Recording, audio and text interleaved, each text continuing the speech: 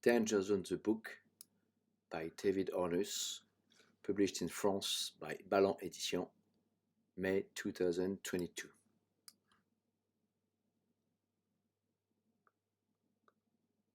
Chapter 1. Fear not. Adventure is a voluptuous mistress whose caresses one cannot do without. Despite all our efforts to distance ourselves from it, our thoughts always lead us back to her, and we never tire of exploring her body.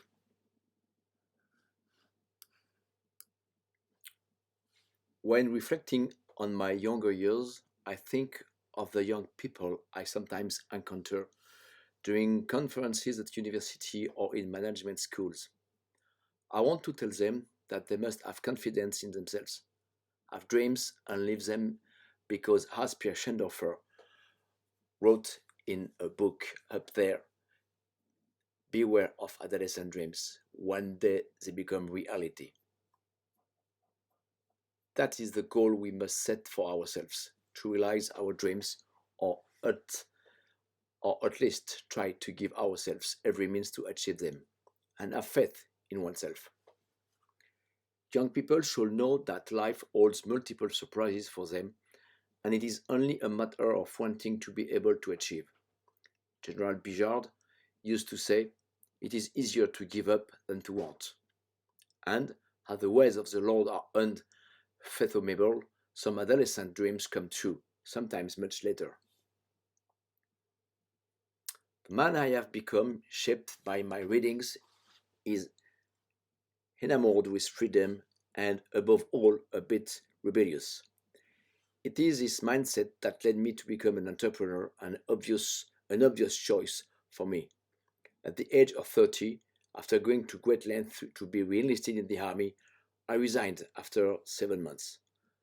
I felt stifled. I felt too confined, too constrained, too hindered. My creativity was frustrated, as was my enthusiasm and dynamism. A free man is thirsty for adventures, discoveries, challenges, and challenges to overcome. This is the essence of an entrepreneur's life. This freedom does not always bring the same comfort as a bourgeois style of life, but it allows one to live, to feel alive.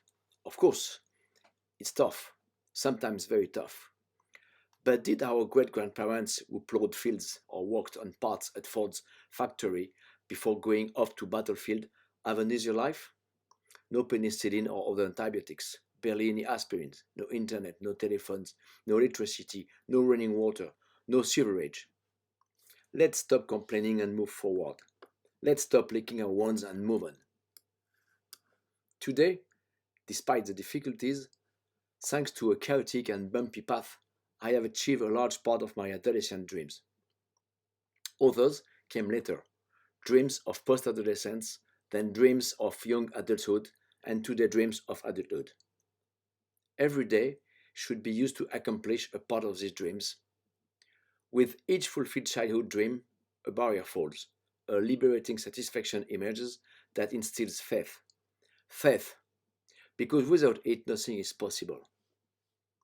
Today I dedicate this book to all the young people who thirst for adventure, self-transcendence, selflessness, accomplishment, pride, and who do not want to settle for wearing out their pants on university benches and being the object of desires from the left or the right political side or others. In his excellent book, The Gallop of the Hussard, Christian Millot, of the famous gastronomic book Go et Millot, celebrates the values that I present here, and this book was a revelation for me. I claim this bravado spirit willingly, schoolboy and guard corps, turbulent, rebellious, joyful, romantic, and sometimes brutal, selfish, disdainful of conventions, but with an exacerbated sense of honor. This hussar awakens the freedom that lies dormant within us. Embrace life like a hussar, ride bareback for God's sake. Keep in mind, however, that freedom comes at a price, and sometimes it is expensive. But it is at this price that you will enjoy it. To those past missing our future friends who only dream of great Eric Hussard rides, I dedicate these lines. Lieutenant Tom Morrell, an heroic resistant of World War II, used to say, "We are made for heroic lives." As I finish these few lines, a prayer comes to mind, the airborne soldier prayer, because finally, by throwing myself into Jean Lartigue's books and General Bijard or Erwan Bergo and Major Saint-Marc, what did I discover?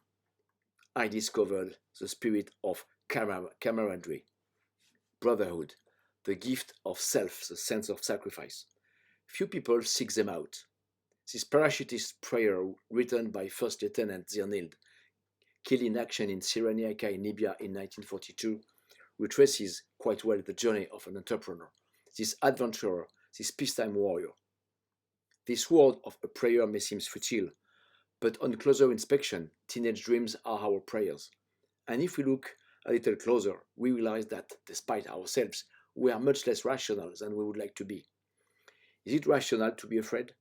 Not afraid for yourself, afraid for others, those who are going to leave behind. We can only live with peace of mind when the seeds have grown and reached full maturity. As Major Saint-Marc says, we are paradoxically less afraid of dying at 20 than at 45. With wisdom, we become aware of the richness of life and what we can let go prematurely. In the face of fear, there is hope. Hope does not exist without faith, because without hope, everything is lost. It is nothingness, neutral and cold interstellar space. The life of a business leader is indeed that of the peacekeeping fighter. My God, O Lord, give me what others do not want. Give me what you have left. I do not want rest, nor even health. All that is asked enough of you, but give me faith, give me strength and courage, so that I can be sure of myself. Give me torment, give me strength and courage. That was Zionil, First Lieutenant, part of his prayer. So I am partly fulfilled, except that today, settled and gentrified, I am no longer entirely sure that I always want what others don't want. Today I do the job, is it one, that I love, that fascinates me and that gives me a living. There are ups and downs. We are more fulfilled and satisfied when we are at the top than when we are at the bottom. But this job, this activity, the expertise that I sell to my client, I would not have it if I had not had this thirsty for freedom very early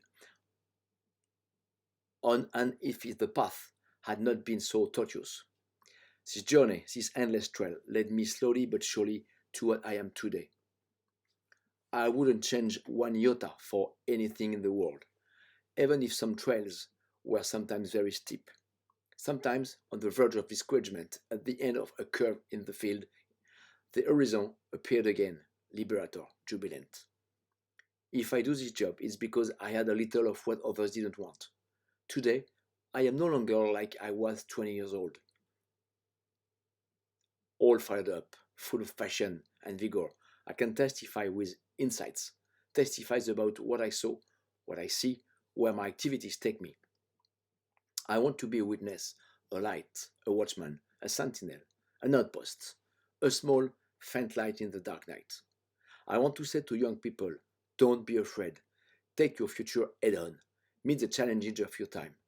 The future belongs to you. And has said Special Forces motto, who dares win?